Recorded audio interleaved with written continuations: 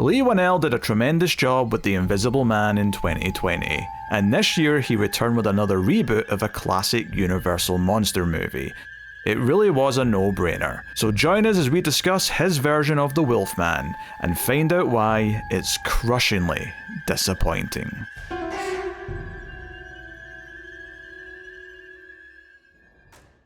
Welcome everyone to Screams After Midnight. I am Peter, and joining me as always is Tim. Oh, I feel like you've done that for several werewolf movies at this point. it literally never gets old. It's one of our classic bits. It's a CB classic bit. Everyone says it.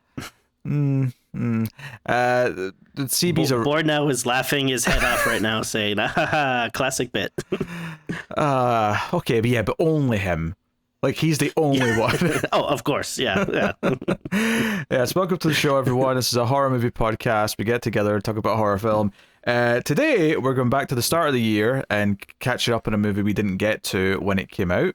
And that is Wolfman, the Leigh Whannell 2025 version of Wolfman. So we're going to talk about that. We'll start spoiler free. We'll give you a warning before we get into the spoilers. And of course, if you're enjoying the show, please do hit the like button on YouTube. And you can support everything and get bonus content by supporting us over on Patreon or becoming a YouTube member. But I'll tell you a bit more about that at the end of the show. So, yeah. I mean, it's a bit of a shame that I had to go into this with such muted expectations, because the critical reception when this came out was not too hot. And to make matters worse, Tim here did see it when it came out, even though we didn't get... Well, I don't know if you saw it when it was in theaters, but you saw it sometime around then. At some point, yeah. Yeah. And you didn't sound too hot on it from your brief kind of impressions. In fact, a little behind the curtain here is we'd planned on recording this a few weeks ago, just as I was getting sick. And so Tim had watched it to record then, and I just sort of came down the day before. So when it came time to do something for this week, and I said, hey, do you want to do something else? Because you already just watched Wolfman, do you want to give it a bit of time before you have to watch it again? And Tim said, and I quote, no, let's just get it over with. So that was what I had heard going into this movie, hoping for the best, because I like Leigh Whannell. I've enjoyed these films to varying degrees, but sure, this is easily his worst one. Holy crap, I was so painfully bored.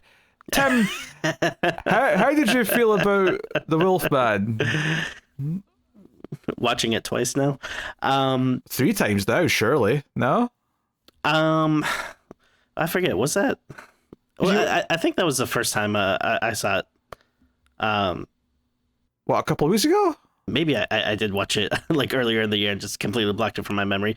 But yeah, it is funny because, I mean, we probably talked about it in 2024 at some point, and it, for a time would probably have been one of my most anticipated, movies of 2025. Like you said, we like Leigh Whannell.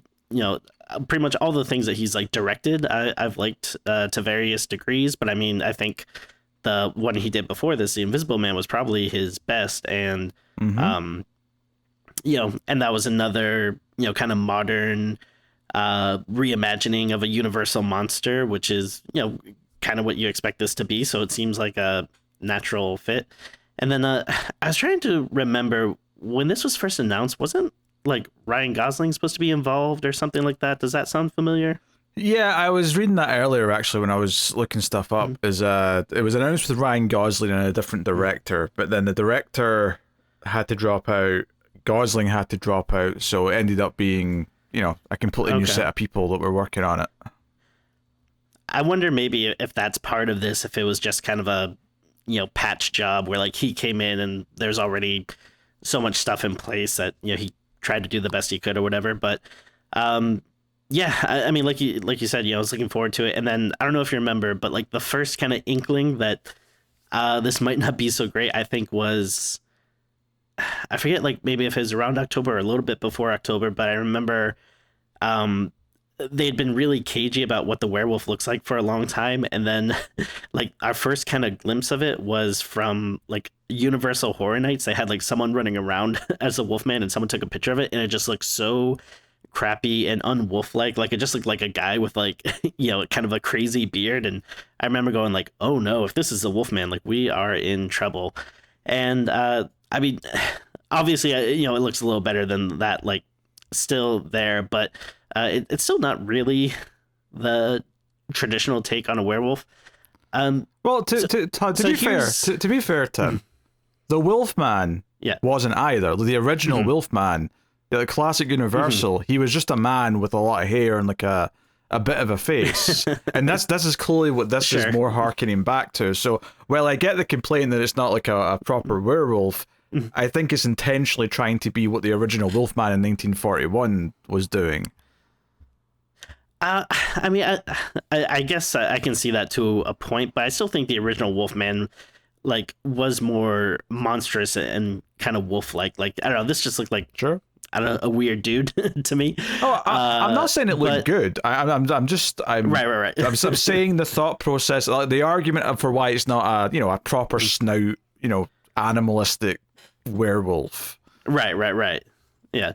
Now, so I mean, I guess to get to how I felt about it, even though we pretty much obviously already know, but I agree. This movie is so goddamn boring. It's a bit dull in it.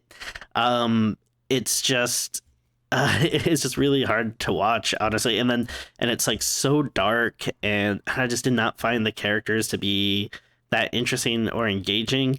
So that's the negatives. But if I am going to give it like a slight positive, I would say that like just like as a basic premise, I do think there's an interesting idea here where they are kind of treating like the werewolf like more like body horror. Like it's sort of like I think someone compared it to like The Fly or something, where it's like, okay, like you're watching someone kind of slowly go through this metamorphosis versus they get bit and then they turn into a big wolf creature. And I do think there's something that's like interesting to that. Like that's not the typical kind of werewolf movie we usually get. So I kind of see where there's like an idea here that has some value.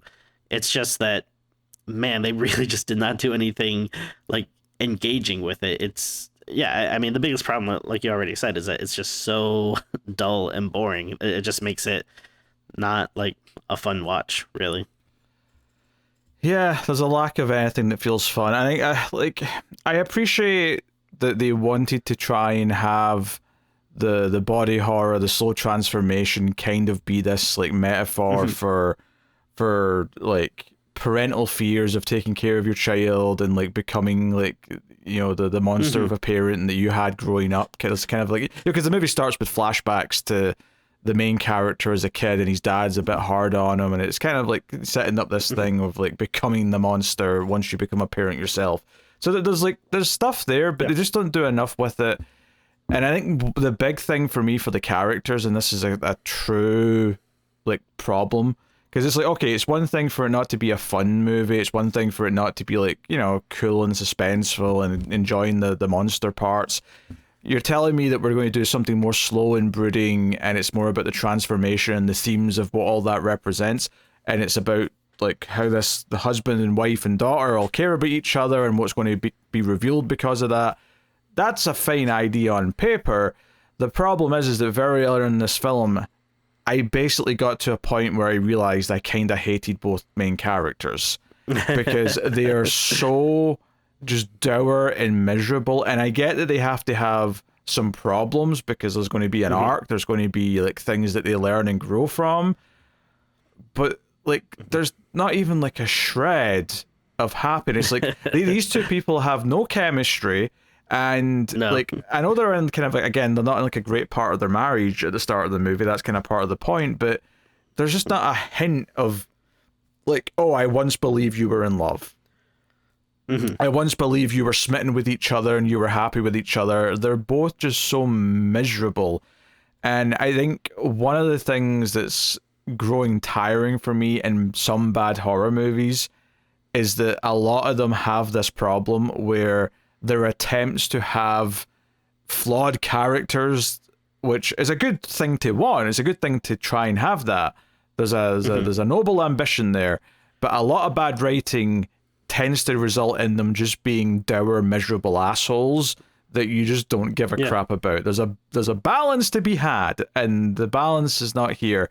And Whannell did co-write the script, so I don't know if I can give him a pass and say that this is, just because it was already done before he came on board, and he's just, coming in and directing some shots.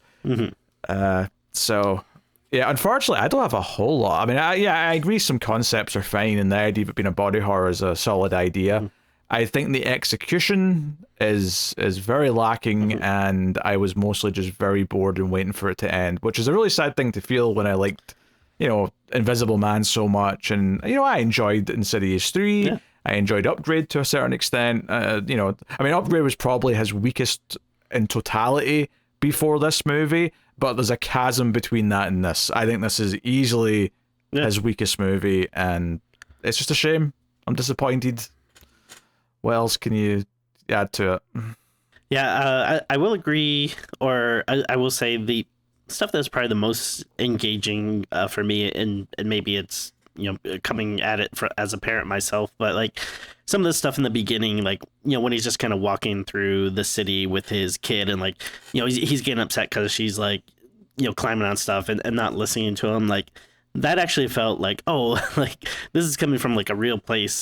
This is like something I can relate to, and that's like interesting. And then but I feel like kind of after that they really don't, get into anything else that seems like that interesting or engaging. It's kind of just like, oh, okay, like we get it, you're struggling with being a parent and stuff, but I don't know, like you said, it just makes it feel like very like dour, and like there's a scene with like the mom where I think she's like all sad or something and saying like, oh, like I can't even relate to her anymore, like she likes you so much better or whatever. And like those are things that like the conversations that parents have, but usually it's like a little more lighthearted than that, like especially like the music is making it seem like so dramatic and like over the top, and it's like, I don't know, maybe just spend a little time with them. Like you don't have to like, they act like they're like, maybe we should just get rid of the kid or something.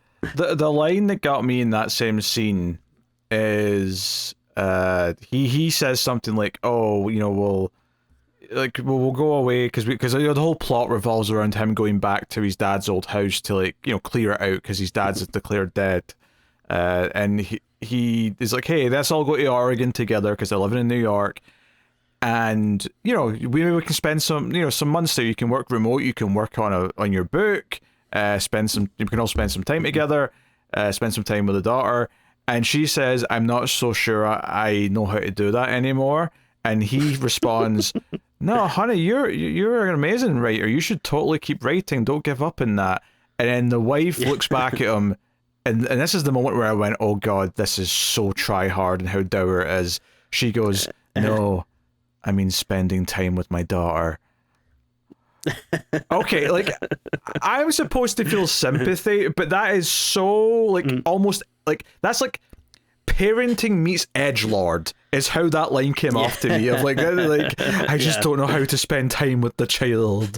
I'm a terrible mother. I'm like, okay, all right, you've lost my movie. You're trying way too hard. Like I appreciate what the themes are supposed to be, and I appreciate that you try to like make the dad and daughter a little bit likable with having them do a little bit of fun, but it came off just kind of like, I don't know, like very thin to me, where it almost felt like a checklist, like, oh, she's going to have one joke with them, they're going to have this one running thing where she pretends to read his mind, and that's going to be the cute little thing they keep coming back to, and it just it felt very artificial, and I don't know, like chemistry goes a long way, but that was lacking. The writing is kind of like try harder. That maybe it's the dialogue more than anything that's not working for me. But yeah, rough times. And what's funny about that too is the kid seems like she's pretty easy to get along with. Like it's not like they had this crazy child that it's just like, how would anyone ever like,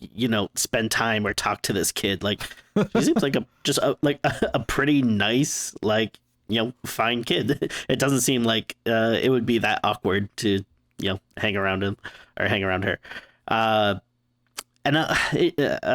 correct me if I'm wrong, but is this the same the mother? Is she like the lady that's in Weapons? They look very similar. I wasn't sure. I mean, I've not seen that yet, but it might be. I mean, I'll click on her. Yeah. She is. Oh, it'll be in the upcoming. She is in Weapons. Yeah. She's actually Julia Garner is the actress playing the mother, and I think she was in Apartment 7A. Oh, was she Silver Surfer? She was Silver Surfer in the New Fantastic Four. Okay. Although I assume looks very different than that movie. Well, yeah, I'm assuming she's all silver. Yes. Is she not? Yes. Yeah. I think the thing most people she know... doesn't have a surfboard in this movie. I think most people know her from Ozark. I think she played like the teen daughter on Ozark, which is a show people were into. But she was on The American. She was in that Maniac TV show on Netflix for a bunch of episodes. So, wait.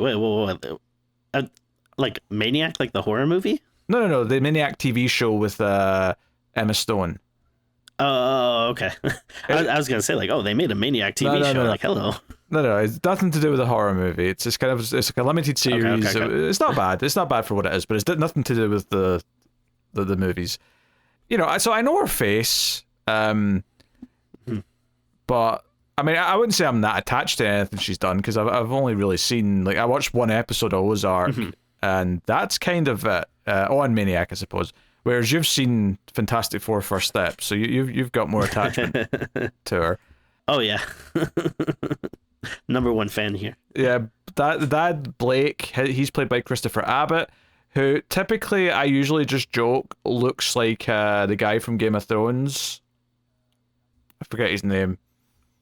The one that's the guy with the dark hair and beard, and Game of Thrones. Like the Kit Harington. Yes, that's the one, Kit Harington. This guy typically looks a lot like Kit Harington, although he doesn't as much in this movie because he's clean shaven, he's got shorter hair. But I've seen him in a few things. So he was in Possessor, which was a pretty good movie. He was also in Poor Things. Oh. And okay. Which is also Emma Stone. Emma Stone keeps coming up. So yeah, he's been kind of. They're both actors who have been kind of darting around the last few years. It's fair to say.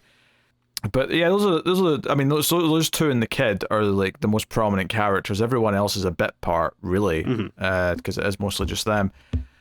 So, yeah, not much to say cast-wise. And it's not that the actors are bad per se. It's just the script has them be so miserable that it's hard to like get invested in either of them. I don't know. I was having a really tough time caring about them as people. No, I mean, yeah, I agree. Yeah. Aside from that, I mean, obviously they hide what the Wolfman looks like for a long time. You kind of gave your thoughts already. More. I mean, Joe, I will say, right? I mean, I think it's just kind of mediocre. I don't think it's terrible. I don't think it's good. I think it's just mediocre and like like not worth even like talking. No one's going to remember what they'll look like in a year's time. Is the way I feel.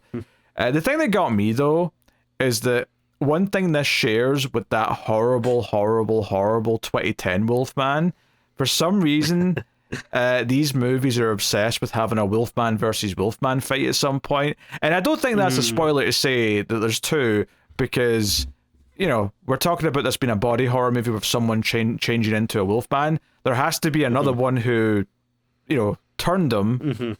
So I don't think there's a spoiler to say that. There's a wolf already, and then there's a new wolf throughout the movie. So, God, what else is there to say, really? I don't have much to. I mean, I think there's a point in this movie where, like, things start quite quickly once they get to a certain point, but once they get to the dad's old house, like, the movie just kind of grinds to a halt, and they're just kind of like waiting around the house, and like occasionally some interesting transformation thing might be happening, and that's about it. Honestly, a little peek behind the curtain, but we're recording a bit later than usual, and sometimes it's harder for me to stay up. But one of the reasons why I was like, you know what, let's still record instead of moving it to another day is because there's not much that happens in this movie. I was like, this is going to be somewhat of a shorter episode. Yeah. I mean, if you just want to get into spoilers, but it's like really not much happens. Yeah, there's not much. I mean, we're about to go into spoilers, I think, but just the other peek behind the curtains is Tim messaged me saying, hey, it's a bit later. The kids, finally went to bed, but do you still want to record even though it's so late? And I said yes immediately. And the reason why I said yes is because I don't want to have to watch this thing again. I don't want to have to refresh. I want to get this over with so that I don't have to ever think about the movie again. Same, yeah. I mean, that's maybe the most damning statement I could probably give to it, is I just did not enjoy my time with it. So, spoilers for Wolfman 2025. We're about to get into it. You have been warned.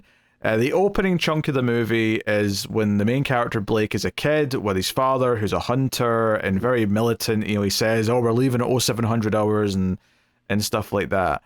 And they go hunting.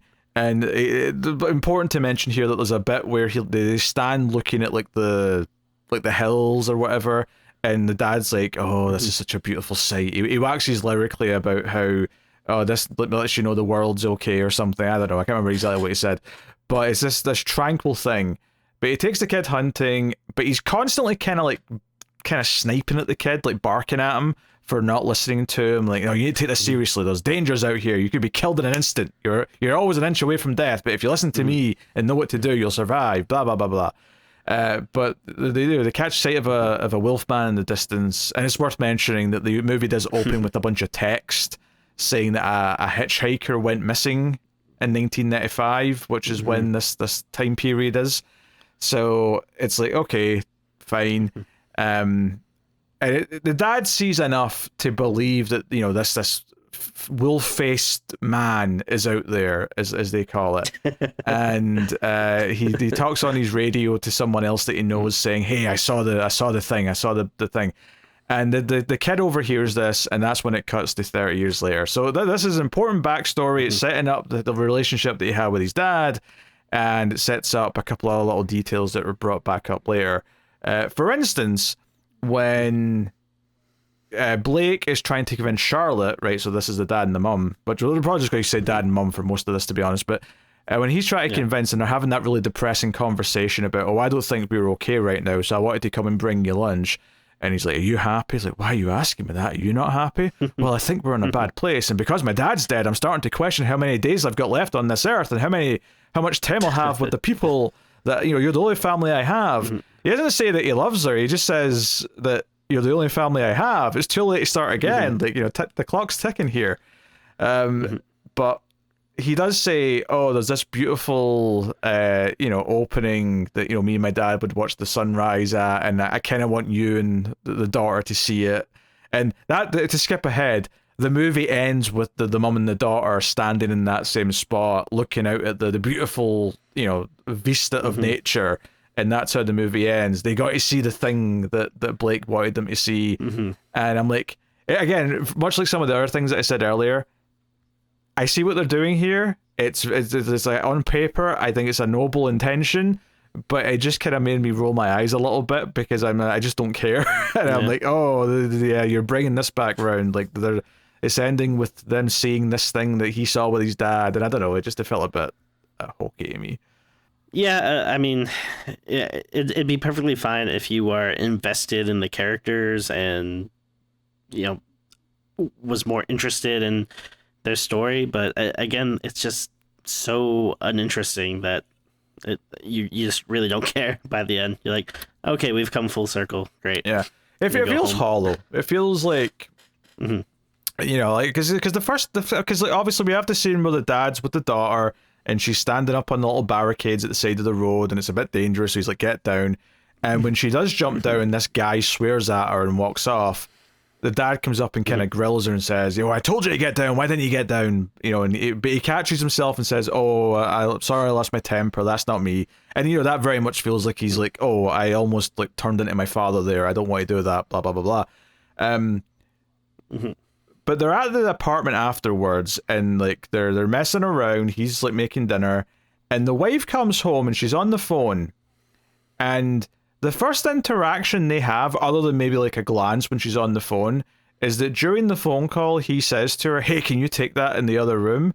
And she ignores him, finishes her phone call, and then when she hangs up the phone, she turns and says, that was an important phone call with my editor.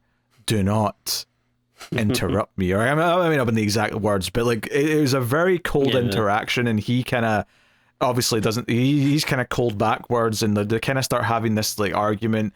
And the daughter is like, "Hey, when I have kids, I'm not going to argue in front of them at all." And it's like, okay, the kid's doing the therapy thing and whatever, but it's just like everything about this is just like, okay, this is so cold. And then the next scene we have with them is the scene in the steps where he's saying all this stuff about like his dad dying and are we okay, and she's like, oh, I can't connect to my daughter anymore. Like everything's been miserable, everything. Yeah. And the one or two attempts to show a bit of levity, to show that there's some like heart here, is kind of weird. And the other thing they set up here as well is that the mum says that, the daughter's always preferred the dad, and that's partly why she feels disconnected from her. And I thought, oh great, that's a solid idea, because it means like over the course of the movie she can bond with the daughter and protect her, and she kind of does do that. She protects the daughter later on, but I don't, it never felt like to me that the daughter, like, there was like a moment where the daughter picked her, when she wouldn't have before, or a moment that was kind of definitive where like she's stepping up to be the protector, and the daughter's recognizing that as like, oh, mum's a badass, or I don't know, whatever you want to call it.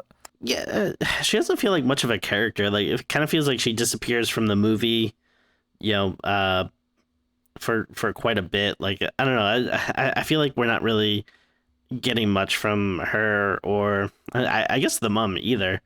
I mean, once all the shit starts going down, like there's not a lot of like character building moments or anything. It is kind of just like, oh, like this is bad, let's hide, let's wait out for a bit, let's run. It like you're not getting like these moments to really like bring us together with the characters or anything. Yeah, well, once they have this conversation on the steps where he's saying, "Okay, come with me," it cuts to them on the road. They're in like a truck, like a moving truck, and they're driving down these back roads up the hills to get to this farmhouse that his dad owned. And they get kind of lost, and like this little like the daughter calls it a tree house. It's not actually what it is. It's I think the dad earlier on the flashback said it was like a deer spotter, like platform or something. I don't know what he called it. I think I'm not like a hunter or anything, but I think that is something that they do. Like they have those little, I don't know, like watchtowers or something where you can kind of spend some time waiting for animals to show up or whatever. Yeah, no, I mean, I believe it. I just don't remember what they were calling it. But there's a guy there with a gun, a hunter, and this scene only furthered me disliking the characters in the movie, because immediately the wife is like, "What are you doing? Don't talk to him. He has a gun." And I'm like, okay, I'm from a country where guns are strictly forbidden. The idea of someone walking around with a gun makes me very uneasy. I don't like it, right? Strict gun laws, I'm all for it. But in this particular situation, this is clearly a hunter with a rifle. There is nothing about him that looks that sus. And yet, at every single turn, she keeps saying, "No, don't talk to him. No, don't let him in. No, don't get directions from him." I don't know. It was really weird to me, like how adamant this reaction was. I mean, yeah, I think starting off, she should just, they should just be like, oh, like obviously he's a hunter or whatever. I guess to give him credit, as they kind of go on, he is speaking like very like ominously. It gets a little weirder in the car ride, but like I thought it was strange how she was still adamant, hey, don't let him in, don't get directions, after it's established that he knows who the main character is. He's like the son of like another guy who lived near here. And it's like, oh, hey, you're Blake. You know, don't you remember me? I'm little Grady or whatever his name was. So, I don't know. It felt like a weird reaction to me. Admittedly, he does get a little bit stranger in the car where he starts being, like you say, kind of ominous about, you know, oh, there's death up here and disease and animals and, you know, like you have to be strong to survive. And, you know, he starts going all a bit huntery on them. I think there's a scene where like there's like a line where she's like, oh, like I'm a journalist or something, and he kind of just like looks at her and like doesn't say anything. Like he's disgusted at the profession of journalist. I guess one thing I will give like a little bit of credit to is this scene does like move pretty fast. Like once he's in the car, it's like pretty soon that we find a werewolf. And I will say, you know, not that it's like, you know, a super long scene or anything, but I did kind of like just like the way this looked. Like once they see the wolf in the road, they swerve, and then you kind of get this like cool shot like from the back of the, you know, hauling truck or whatever as it goes over. And then I think it's just kind of like a fun thing where it's like I don't know, like what like how would you describe it? Like, was it hanging off of something, or kind of like flipped over almost like on its side?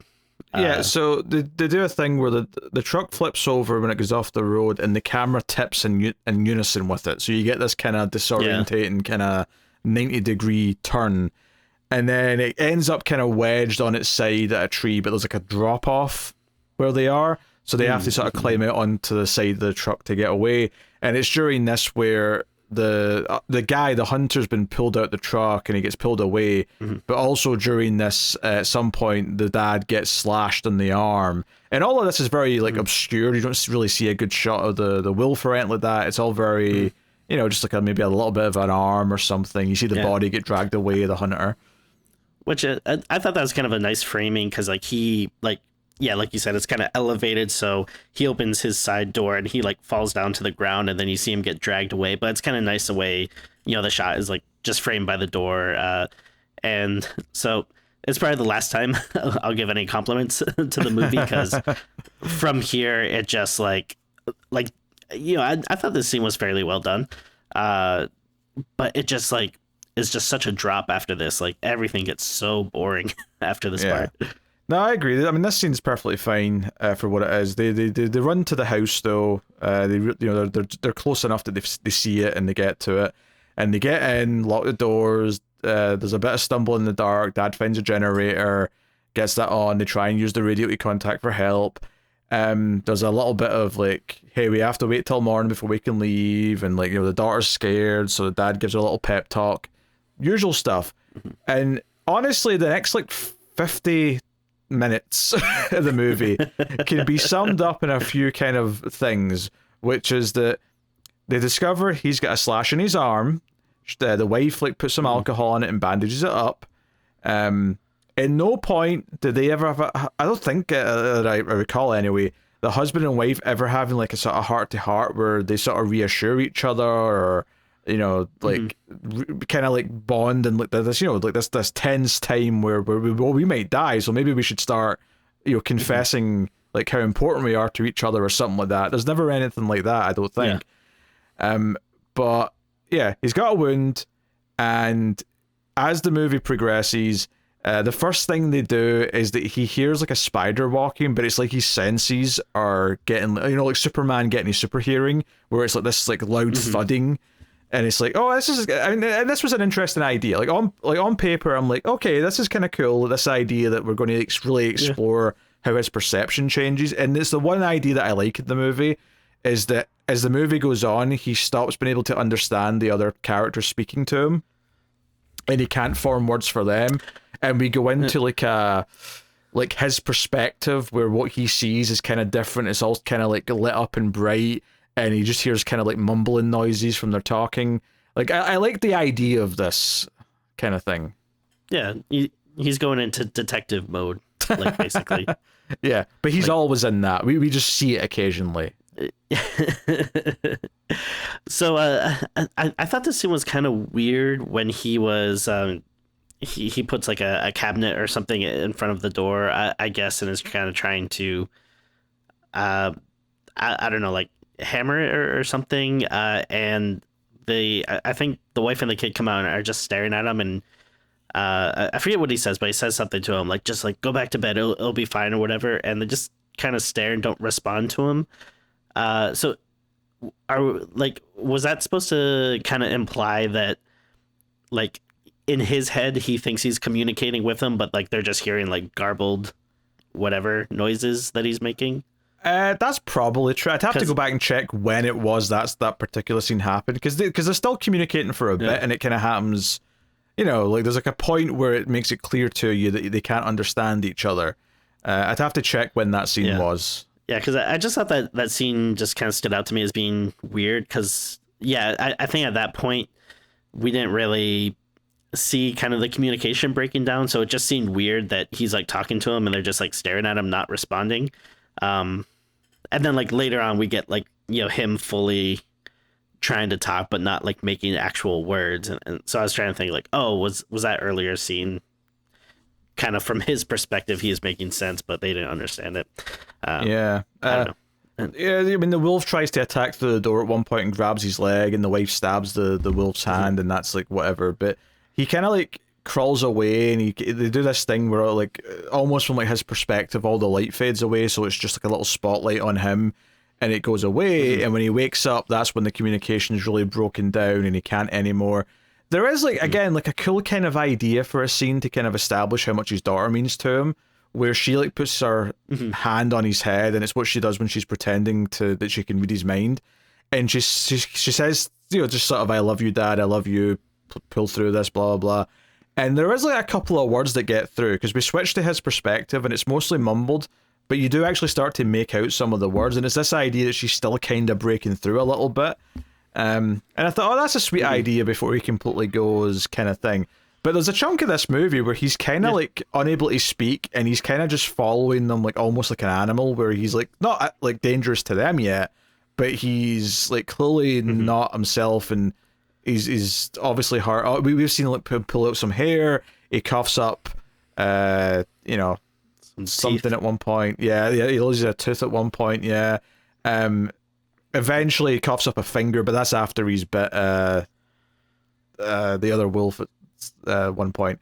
So I mean, we're describing all this kind of like, and we're sort of just jumping around and listing some things that happen here, but this is like 40 minutes or so of the movie in the house is all this stuff, and it's not really like varied enough, and there's not enough kind of like reacting to it to make it work. There's actually a couple times where it felt like there was an odd jump where like he visually looked a bit too different from the last time he spoke to the wife, and I didn't get the impression time had advanced that much, and it felt a little bit like a bit jarring to me, almost like maybe there was a deleted scene or two where they were just trying to speed things up in the edit, and it kind of just didn't feel like it was flowing as like kind of consistently as you would expect.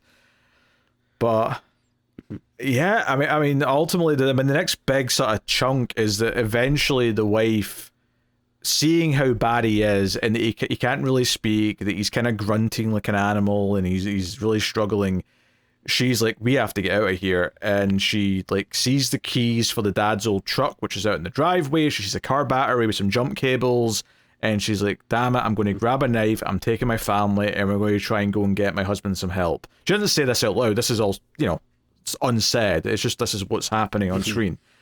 And so there's a whole tense sequence where they're going out to the car and they're getting into the truck, and she's trying to get it started, and it mostly goes smoothly, but eventually the Wolfman attacks, and the big set piece here is they run to like a sort of greenhouse style thing, but it's like a tarp that's like bolted onto like a frame.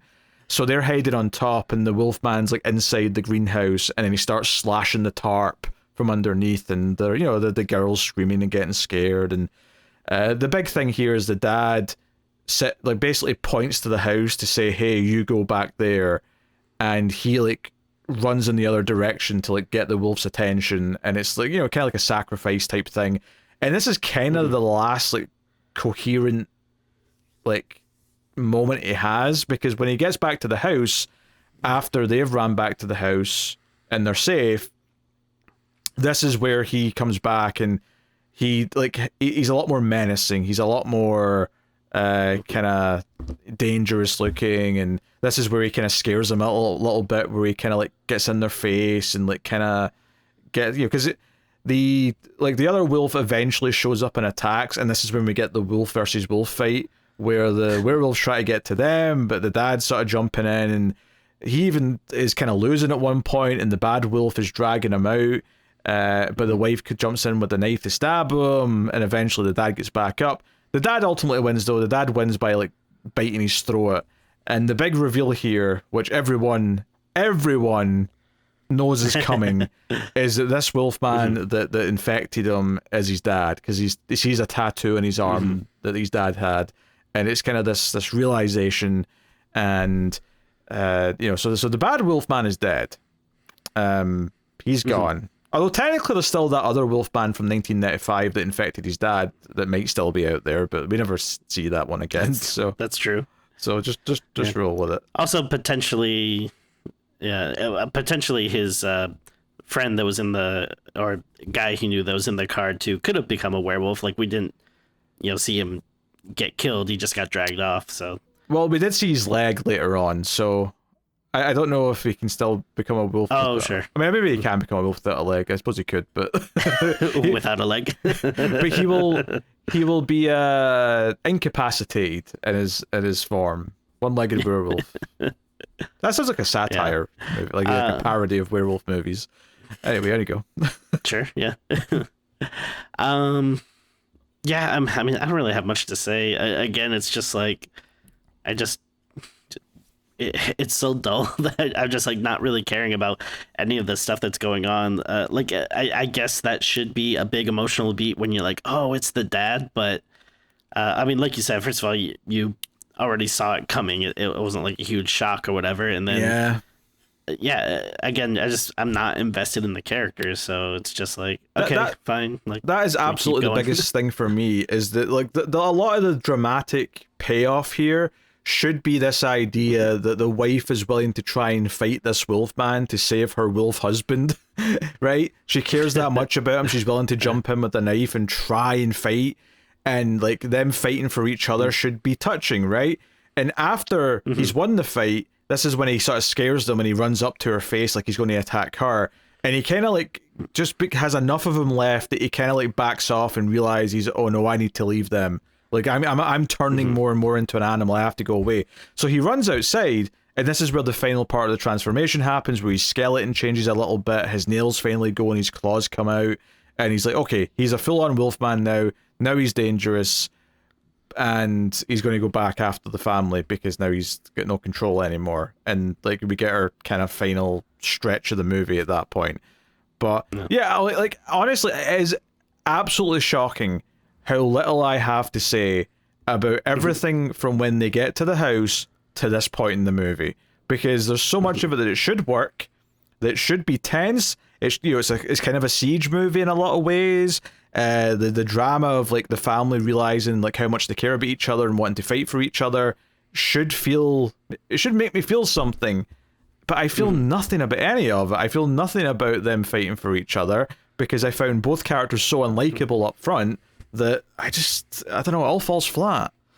And it's strange because again, like if you look at, you know, Leigh Whannell's like other stuff, like, you know, The Invisible Man, like you're very invested, you know, in that main character. And then like, yeah, Insidious 3, like obviously you have some, you know, pre-established characters from the other movies, but like the new characters and stuff, like I felt, you know, heavily you know, interested in their story and what happens to them and stuff. And you know, and same with Upgrade. So it's like, it's very surprising how much of a dud this is, because it's not like, oh, okay, like, yeah, it's not up to his usual standard, but you know, there's some good stuff here and there. Like, this is just like completely flat, you know?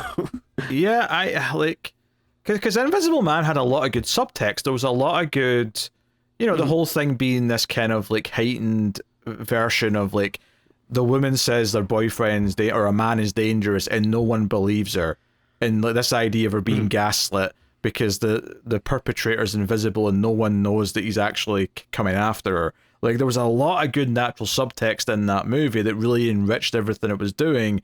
And in this one, the subtext is just so surface level that it's not really subtext anymore, and it's so ham-fisted that it just does not work. So anyway, the last stretch of the movie is, you know, the dad wolf now chases them to a barn. They hide in the dark. It switches to his like vision at one point, and they look like they've got these glowing eyes, and he's coming after them. The sun's starting to come up. They ultimately run back past the truck, and ironically, and this is again kind of a full circle thing, and the wife picks up the hunter's gun that's still lying there, the gun that she was so like, you know, against earlier on in the film, and they get to the deer spotter thing, and they try and hide up there. Dad Wolf's coming for them. He jumps up, and he kind of like hesitates, holding on to the edge of this thing.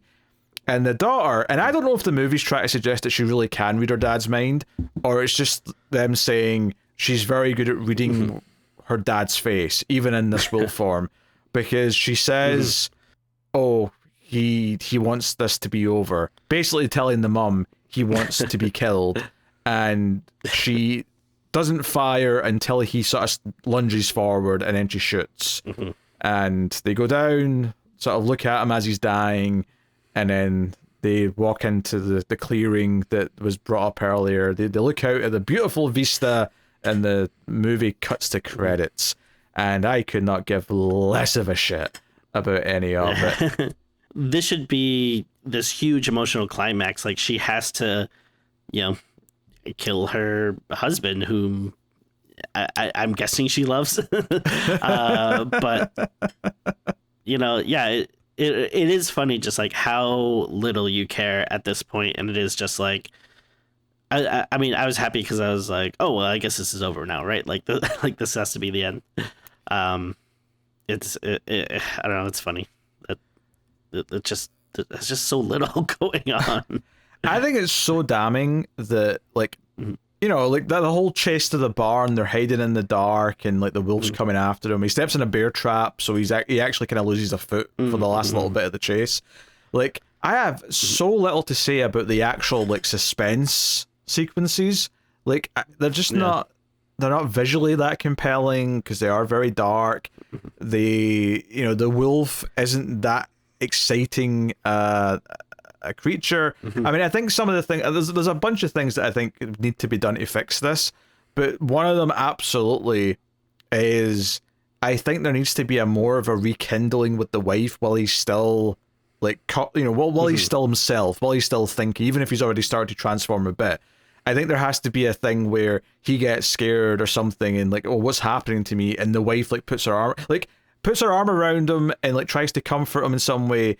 Because I'm thinking back to this movie, and I remember that scene, the steps at the start where I said they were miserable, and they're sitting so far apart for two people who are, you know, like supposed to be a couple, and like the body language, and that's fine in the scene because they're supposed to be in a bad place. I'm not complaining about that. But that would suggest to me that at some point that gap's going to shorten, right? And that they're going to like have some body language later on that makes you think, oh, they are a couple. They have been in love at one point, and maybe they're remembering that now or something. And it just never really comes. Like, you know, I think the closest moments they have, other than him deciding to like sacrifice himself or like leave them so he doesn't kill them, is like after she like bandages his arm and they find the scratch, he just sort of says thank you, as if like he's surprised she helped him patch up a wound. I don't know. Yeah, there's just really nothing to like hang on to in this movie. Like, yeah, if the character stuff was very shallow, but then it had these like awesome werewolf chase scenes or really cool gory deaths, like, you know, you could be like, well, all right, the story's so, but man, like, I'm gonna remember these scenes. This was so cool.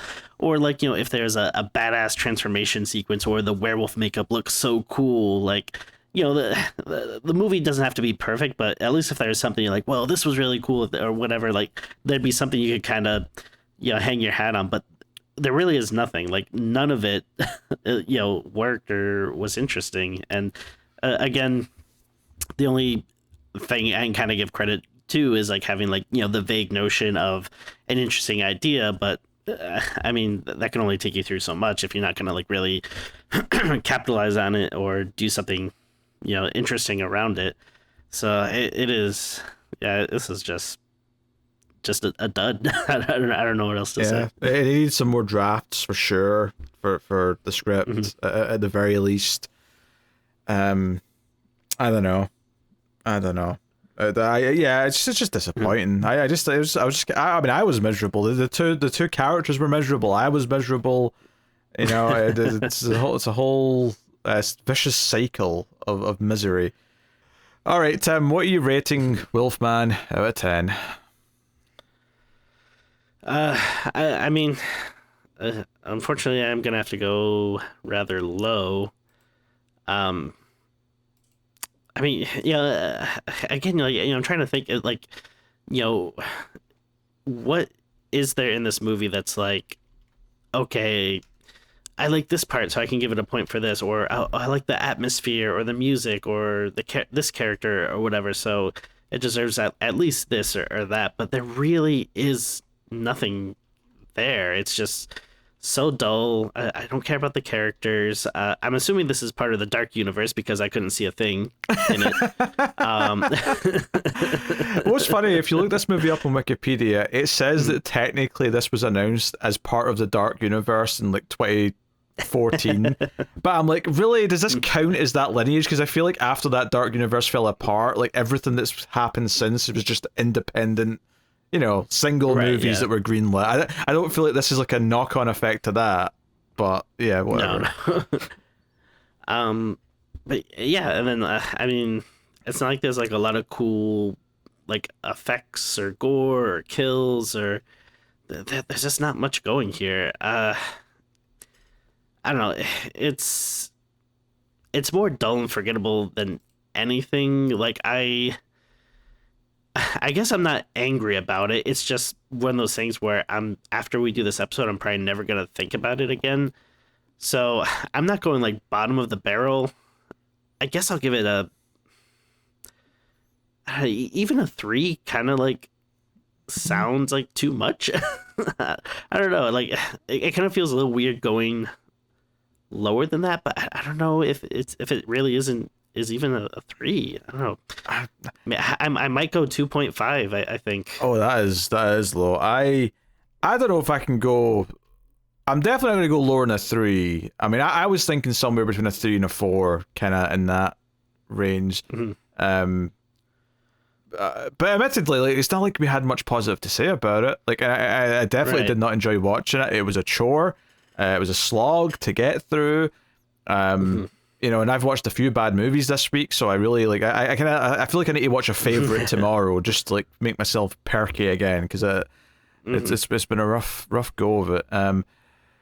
Between because we were doing this a few days after I Know What You Did last summer. I watched a movie for Ace today that I didn't like at all. Oh no! So it's been a rough week, and I just I think for me, I was thinking a 4 kind of as I was finishing the movie, but talking about it and just like kind of the lack of feeling or caring about it, I actually think I am going to go down to the 3. And that really hurts because like Leigh Whannell's film that came out, which we were hoping for like, a repeat of Invisible Man in terms of quality, isn't just mediocre, it's actively really bad. And yeah, it sucks. It feels bad. So yeah, I mean, I don't want to, kick the guy or anything. Like, yeah, I still like him, and if he announced the next project, I'd, still be somewhat interested. But this is just a huge whiff. Like you said, it would have been one thing if it came out and it was just like middle of the road, and it's like, oh, okay, it was probably the worst thing he's done, but it's still an entertaining watch or whatever. It's like it's just such a miss. Ugh. Yeah, you rated I Know What You Did Last Summer a full point higher than that. I mean, also a very bad movie, but I don't know. At least there's enough craziness and stupidity in it that I was somewhat entertained more than this. Yeah, I hate to say it. I mean, I gave them the same score, but I actually do kind of agree that I Know What You Did Last Summer was better by a smidge than this. It wasn't quite as boring as this was, and that's something. So there you go. There's Wolfman 2025, and we'll never think about it again. I expect that is the show though. Thank you very much for joining us. You can of course support everything and get bonus segments called Even More Screams, where we do silly things. Like for this one, we looked at a top 10 of the worst werewolf movies ever, and kind of looked at some reviews and stuff like that, and had a general chat about bad werewolf movies. But yeah, we're doing those for most episodes now, so you can get that over on Patreon or via YouTube membership. There's the back catalogue of bonus episodes. We'll have one of those out again, probably not too far from now, but we'll be squeezing those in when we can. Plus there's bonuses for other shows, and more importantly, you get to help keep the show coming. So thanks to everyone who already supports us, and yeah, that wraps things up. You can also support us, of course, by liking, subscribing, dinging the bell, sharing us out to people. All the usual stuff helps out a bunch. But that has been Screams After Midnight. Thank you very much for joining us. We do appreciate it. Keep watching scary movies, and we will see you next time.